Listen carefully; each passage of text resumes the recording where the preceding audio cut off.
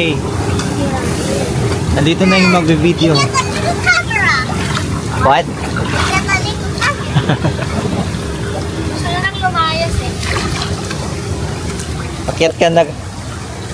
Ay, wala na. Tapos na wave. Ay, wala na. Okay na yon. Hi, Shan. Tapos naman na. Wala na yung ano. Mag-manual na lang ulit.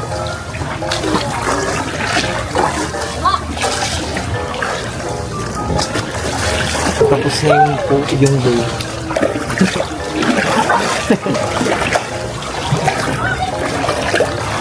Now I'm doing it manually. Para makausad. Late ko na kasi na-open yung camera. Sayang.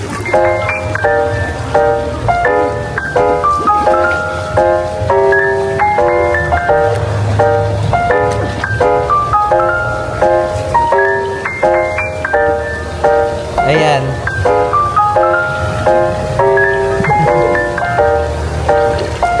Shine! You make me shine. What? like the stars in the heaven. Shine, shine, keep it shining through. Shine, shine. I'm shining on because of you. Like a ray of light.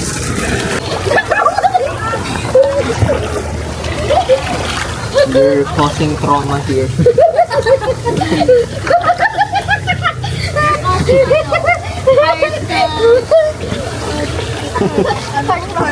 Heart attack, please. Ano? Hindi natin yun. Tatay pa eh. Ay, akin lang wala. Akin na lang. Sayangan nga ako sa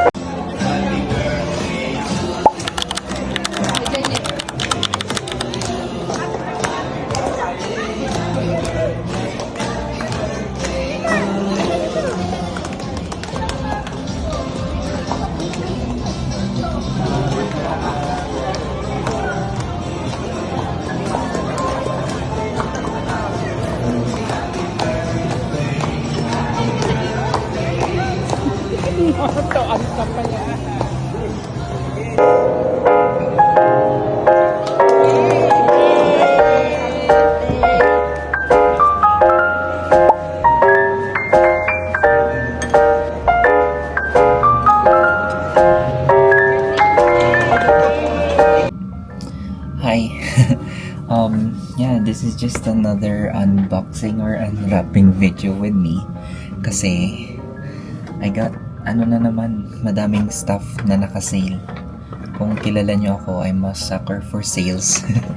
So yeah, ang dami ko na namang feeling ko hindi naman siguro budol kasi I really like them, pero minsan ganun ako kapag nakita kong sale, kahit feeling ko hindi ko naman siya ganun gagamitin, binibili ko pa rin.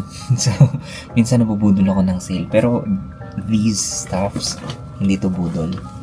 By the way, they came from two different stores. First one is this one, Forever 21. Ang laman nito ay puro mga shorts lang. na lahat ay naka-sale. So ito, ang cute lang nito. Pwedeng pang labas, pwedeng pang bahay siguro. And this one, pwede siyang gamitin sa beach. Cute-cute lang din siya. Ano bang, hindi ko alam kung anong tela to, pero cute. Medyo magkakakulay lang din sila. Nasa isang, ano lang, color. Magkakaiba lang ng colorway. Ng, ano ba tawag doon? Shade. Ayun, magkakaiba lang ng shade. Ayun, cute. Mga cute lang na mga shorts yung nakuha ko doon. And then, I got sale stock date sa Bershka. So, ito, sabay-sabay natin siyang i-unwrap. Oh, bakit ko pinapakita yung address? Ang hirap naman nito.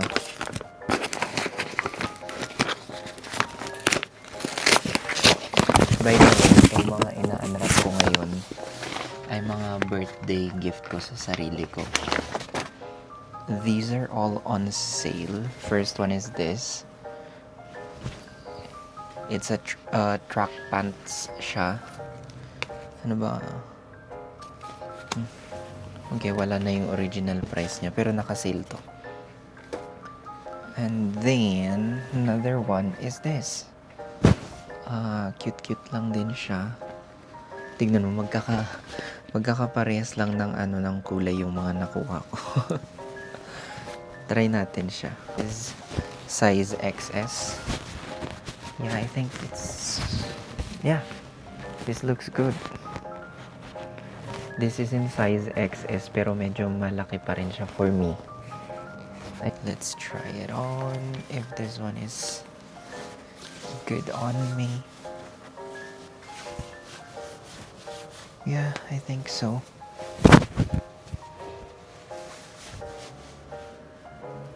Pangbahay lang siya talaga.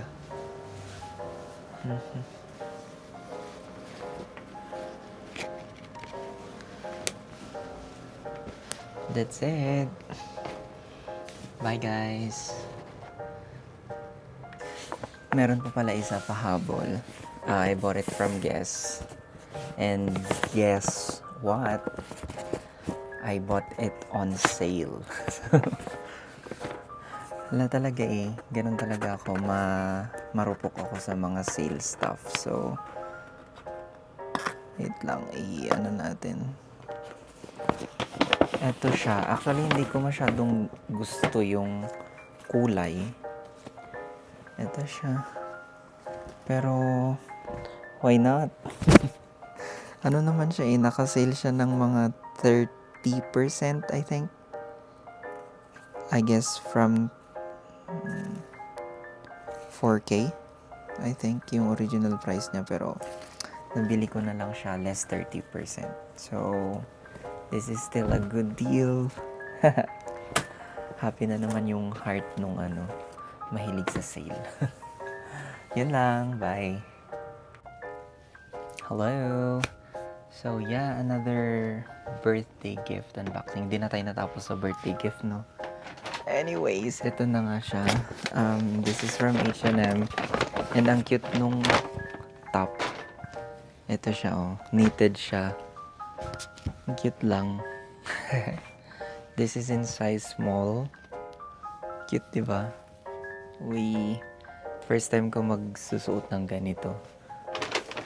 And then, this one, I think nag-trend yung ganitong, kulay ng pants. Parang washed. Washed ba ang tawag sa ganito? Basta yun yung parang may yellow stains, something. This is from H&M as well, and ang cute niya. By the way, yung natira na lang nito is yung pinakamaliit. Ang waistline is 30. So, kinuha ko na din. Sayang.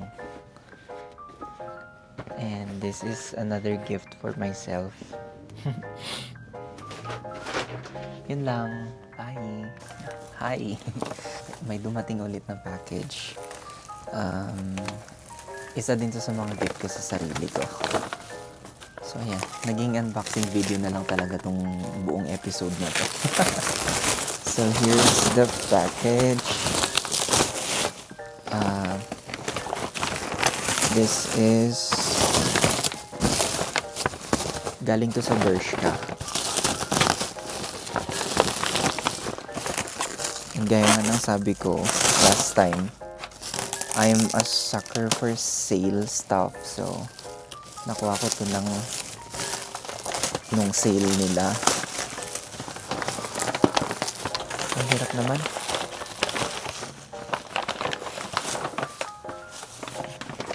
Here it is. Ang laki.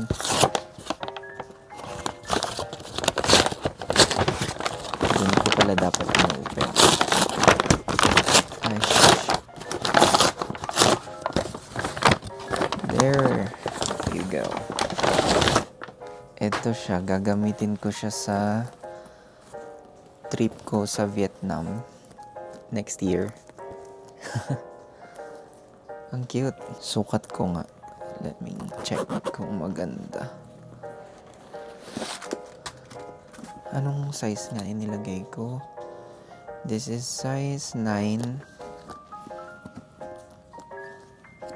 Sana kasya ko, please. Kasya ko to, please. Ayun. Yes. Saktong-sakto.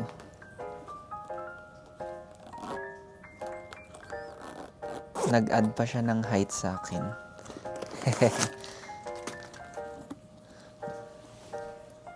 Tingnan niyo.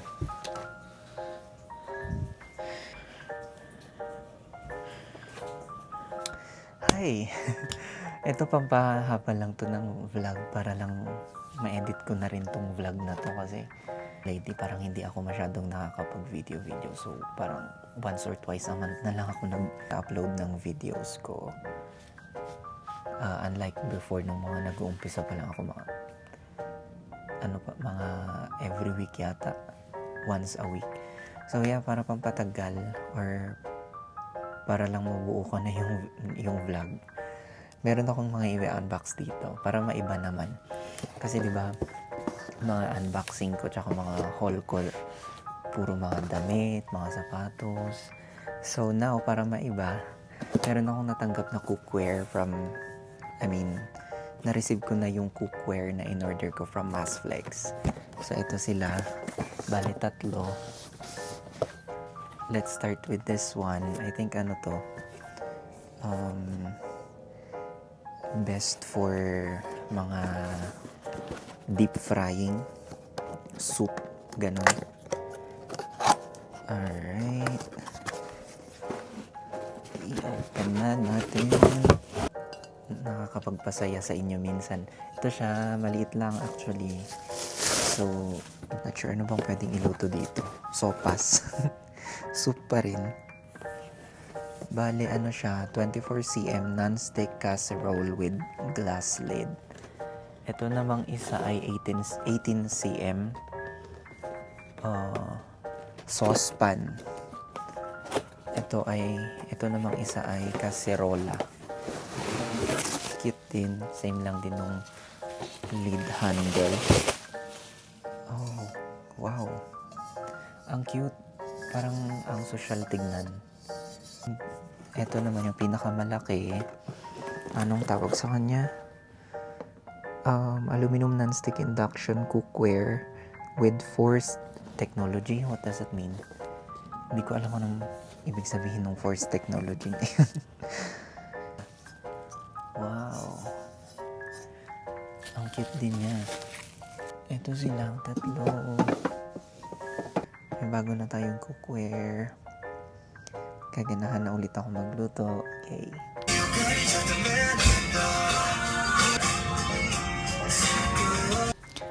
Hi, good morning.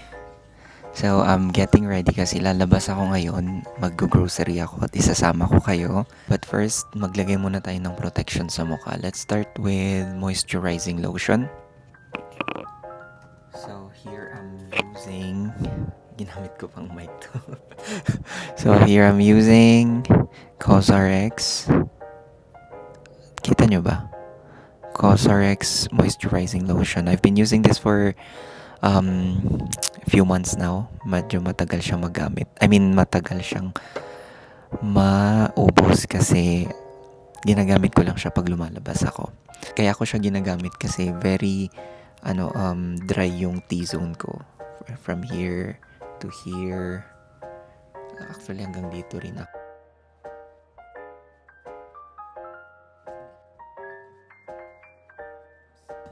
Next is sunscreen. I'm using Blocks. Not sure kung bago siya sa market pero recently ko siya ginamit. I think mga 2 weeks ago ko lang to nabili. Hindi ko alam kung paano maglagay. Basta sari-sariling method yan. Yung iba kasi ginaganon eh. But for me, I like it this way. And then, medyo patuyuin lang natin siya. And then maglalagay ako ng blurring powder. I'm using the Dr. Sensitive kasi mura to. Magkano lang? 295 lang ata to. Not sure. And then, I'll also put a product on my lips. I'm using Lucas Papaw lip ointment na pwede mo na rin gamitin pang-hydrate ng lips.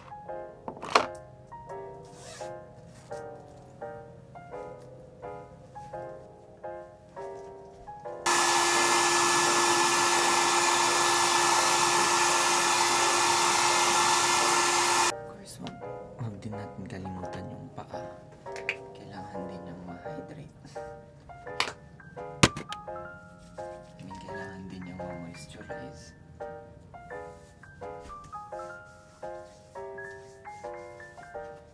Susot lang ako ng bag na ito na nabili ko lang sa TikTok ng mga 350 siguro, 300.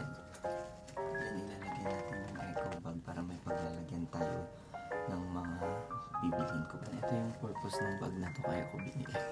Para hindi ganun kagalaki yung binibit-bit ko papuntang grocery. And of course, don't forget coins para pang pamasahe. So I'll get 30 pesos. Tapos na ako mag-prepare for grocery shopping. So I'll see you there.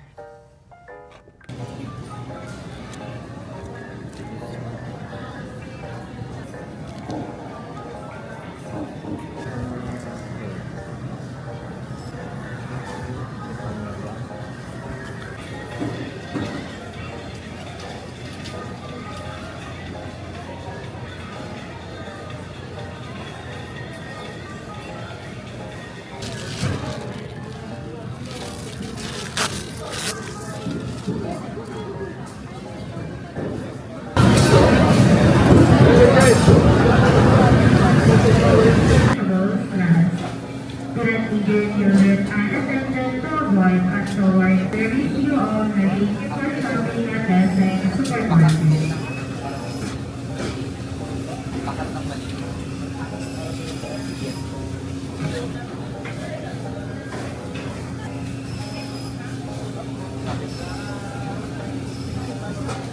Ay, sorry.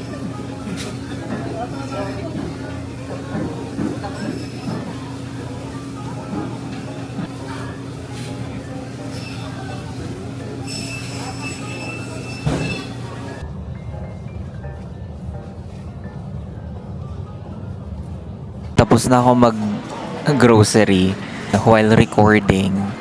May nakita akong guard, so tinanong ko kung allowed ba mag-video dun sa loob ng supermarket, and apparently bawal daw.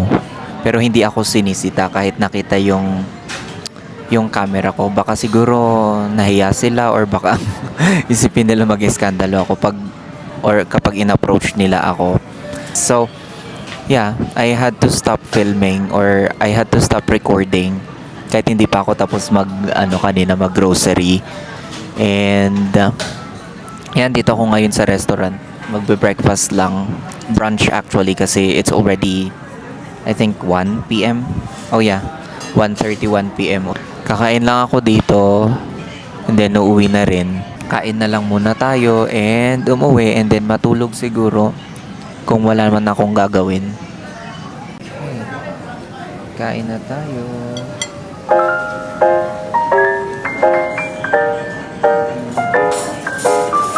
But this is a hot chocolate by the way. Tikman muna natin siya.